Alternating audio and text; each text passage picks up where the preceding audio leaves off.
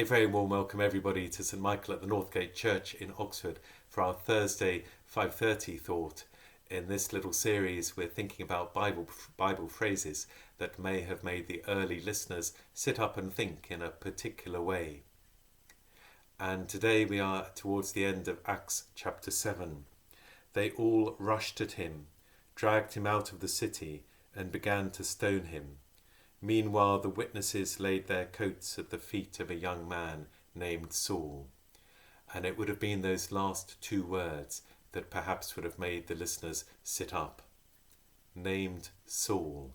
By the time they were reading or hearing the Acts of the Apostles written by Luke, they knew that Paul was one of the giants of the early church, and that formerly his name was Saul. And here he is. He is not only witnessing, but he is affirming the stoning of beloved and honoured Stephen.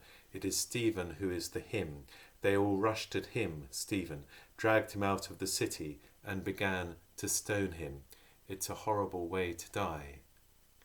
And those who were stoning were taking off their outer coats so they could throw their stones all the harder, and they laid them down at the feet of Saul. They wanted his affirmation. They wanted, in a way, it to be Saul, to be holding their coats while they were doing their stuff. Stephen had been talking about Jesus and his faith in Jesus, and members of the Sanhedrin had found that very difficult to listen to. We could say they had heard it, but they had not really listened. And they didn't really want to listen, and so they threw him out and sent him out and took him out and had him stoned. But people wanted some sort of affirmation for their hateful action. People often do. And in this case they found the affirmation in a young man named Saul, and the coats were laid at his feet.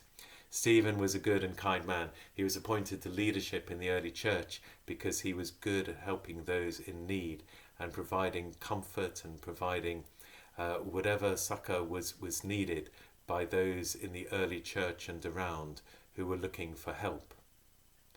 So he was appointed to leadership, but as well as being, or as part of being, very good at helping others, his faith in God was strong, and he was arrested, and hence he talked about his faith. They laid their cloaks, at the feet of a young man named Saul. How responsible was Saul? He must have been someone of prestige, of importance. Perhaps it was his intelligence, perhaps it was his heritage, perhaps it was his family roots. Whatever it was, Saul had responsibility and power at that moment. He could have said, perhaps, I'm not going to hold your coats. This is wrong. We should not be stoning. But he does not. We don't know if he says anything at that point, but just his presence is enough to encourage those who hate. Perhaps there's a little slightly challenging lesson for us as well. Whose coats may we be holding just through our silence? Saul would have had the prestige, had the authority to say no. If he hadn't had that, they wouldn't have laid their coats at his feet anyway. Could he have stopped it? Could he have stopped it? He doesn't. The coats are laid at his feet, and Simon dies. And then we read, and Saul approved of their killing him. Maybe he did say things. But then interestingly, his hate grows all the more. And sometimes that happens. We get caught up in something, we do something which maybe deep down we know was wrong, we should not have been involved in. And somehow we cover that guilt and shame by allowing the hatred to grow even more. Or maybe he felt that in Stephen's calm and peace in his martyrdom, clearly they hadn't got through to Stephen. He hadn't run off scared. He hadn't denied his faith. And so Saul was even more determined to try and root out this new evil superstition of Christianity. And so blinded and obsessed with hate, he seeks permission and he says, I'm going to find them wherever they are. And he heads off to Damascus, where he hears there are Christians. Quite interesting that Christianity had already reached to Damascus by that stage. Saul heads off, spiritually, emotionally blinded. You probably know what's coming now. And then he was physically blinded because he met with the risen Christ. And that physical blindness then echoing his spiritual, emotional blindness. And then he realizes how blind he is. And he comes to faith. And Saul then becomes Paul, and history is changed. The death of Stephen is a sad and a messy affair, and it's a reminder that persecution happened and continues to happen through the church and in other faiths and among atheists worldwide, people persecuted for their beliefs. And that's always so sad and so wrong and so messy. And Saul is a reminder that there are people who affirm that just by their presence, just by their standing there, just by allowing the coats to be laid at their feet. And he's then a reminder, this story is then a reminder, that standing there, the hate can increase all the more. And so it did, and he was just so desperate to do something more against these Christians.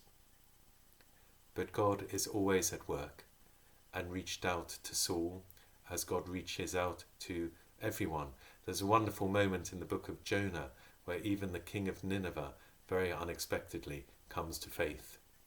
If it can happen to the king of Nineveh, if it can happen to Saul, it can happen to anyone. As I said at the beginning, by the time this account was written by Luke, people knew of Paul as one of the great pillars of the early church. Yet Luke ensures that this stays in. Paul perhaps told Luke that he was involved. We don't quite know how that connection worked. Luke certainly knew it had happened, and Paul did not say, whatever happens, take that little bit out. The wonder of Paul's conversion, he loved talking about, and he did talk about himself as I'm the worst of sinners and so on. But to actually have the courage to name his involvement in an appalling act like this shows great courage and integrity. Later on, we're in Damascus. He is met by a Christian, Ananias, and the first word Ananias says, sent by God to go and speak to Saul, blinded Saul, still, as far as Ananias knows, a persecutor of Christians. And Ananias' first words are, Brother Saul. Brother Saul. And perhaps those words really struck Saul as well. Here was someone who was prepared to see him as his brother, despite of all the things, and especially this, that he had done. Thank you so much for listening this afternoon.